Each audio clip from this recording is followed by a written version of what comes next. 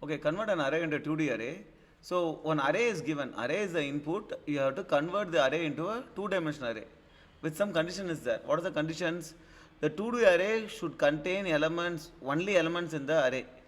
Whatever numbers are there, all the elements should be also present in the 2D array. And each row in a 2D array should contain distinct integers.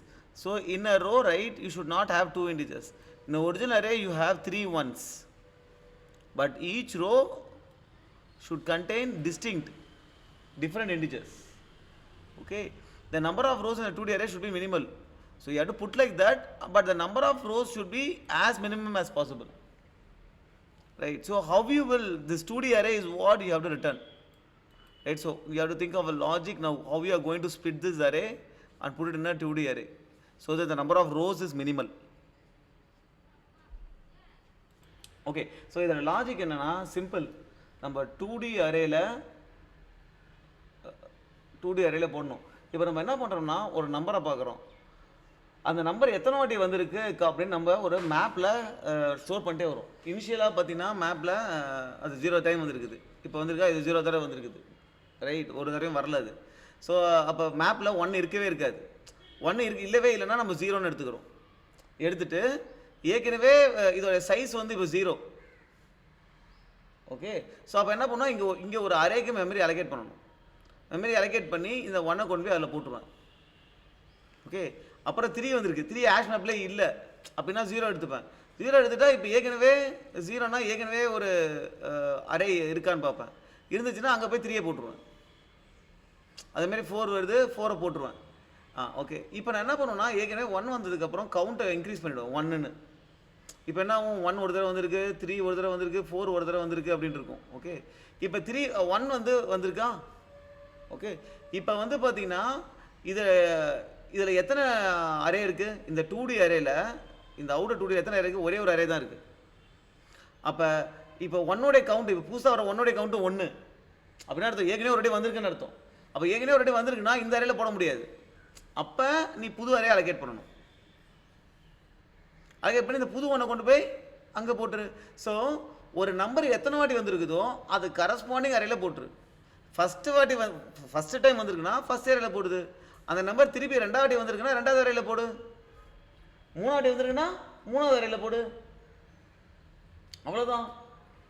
So that எல்லா இதுலேயும் distinct elements இருக்கும்ல.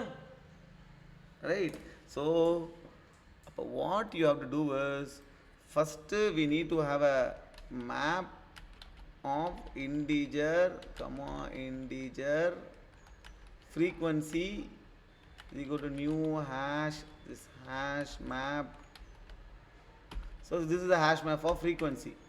Second நம்ம என்ன return பண்ணோம், 2D array which is a list. அந்த லிஸ்ட்டுக்கு ஒரு எலமெண்ட்டும் ஒரு லிஸ்ட்டு, அந்த லிஸ்ட்டுக்கு ஒரு எலமெண்ட்டும் இன்டிஜர். இதுதான் result. New of hash map இல்லைப்பா, new of linked list. Linked list array list. Okay, and okay, இப்போ நம்ம எல்லா நம்பரையும் லூப் அடிக்கணும். ஓகே, இப்போ அது எத்தனை வாட்டி வந்திருக்குது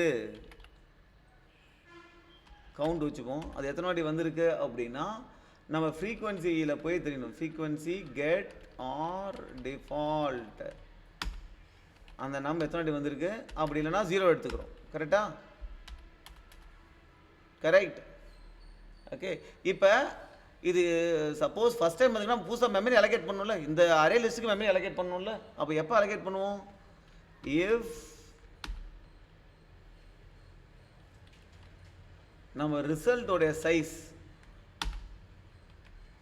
அதாவது இந்த அரே லிஸ்ட்டுக்குள்ள ரிசல்ட் என்ன, லிஸ்ட்டுக்குள்ள லிஸ்ட்டு. ரைட்டா? நம்ம எப்போதுமே அரே லிஸ்ட்டில் இதான் அரே லிஸ்ட். கரெக்டாக? அரே லிஸ்ட் டாட் சைஸ் போட்டோன்னா இதுக்குள்ளே எத்தனை எலமெண்ட்ஸ் இருக்குன்னு காமிக்கும். நம்ம இதில் அதுக்குள்ளே ஒரு எலமெண்ட்டும் ஒரு லிஸ்ட்டு. ஸோ டாட் சைஸ் போட்டிங்கன்னா எத்தனை லிஸ்ட்டுன்னு காமிக்கும். ஸோ இனிஷியலாக சைஸ் என்ன இருக்கும், 0ன்னு இருக்கும். ஸோ இப்போ நம்ம கவுண்ட்டும் 0 தான். ஸோ இது வந்து நம்ம கவுண்ட்டை விட லெஸ்ஸாக இருக்குது இல்லை ஈக்குவலாக இருக்குது அப்படின்னாலே we have to create a new array list. Memory allocate பண்ணணும். இப்போ இந்த இடத்துல கவுண்ட்டும் 0 சைஸும் 0, அப்போ மெமரியை அலோகேட் பண்ணணும். ஸோ மெமரி அலோகேட் பண்ணி என்ன பண்ணுவோம், அதை ரெஸ்ட்டில் ஆட் பண்ணணும். New array list.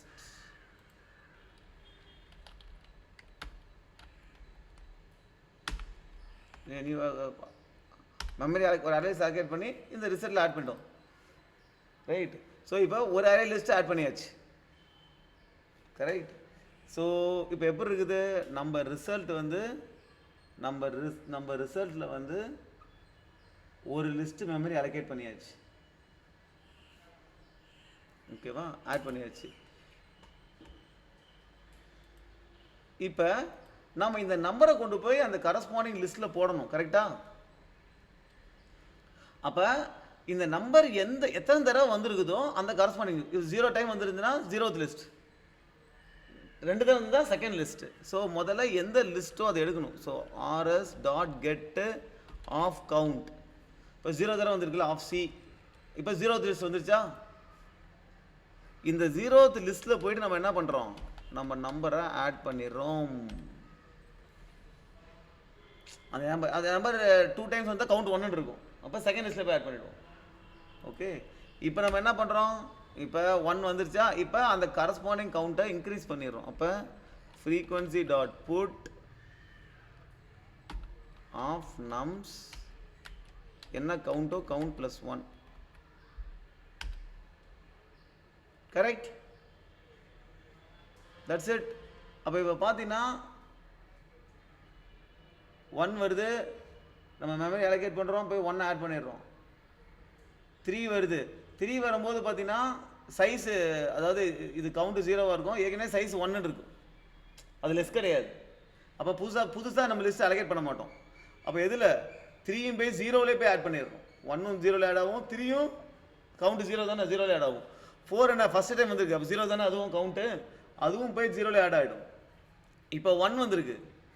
இப்போ 1உடைய கவுண்ட் ஏற்கனவே 1 இருக்கும். கரெக்டாக? ஏற்கனவே வந்திருக்கு.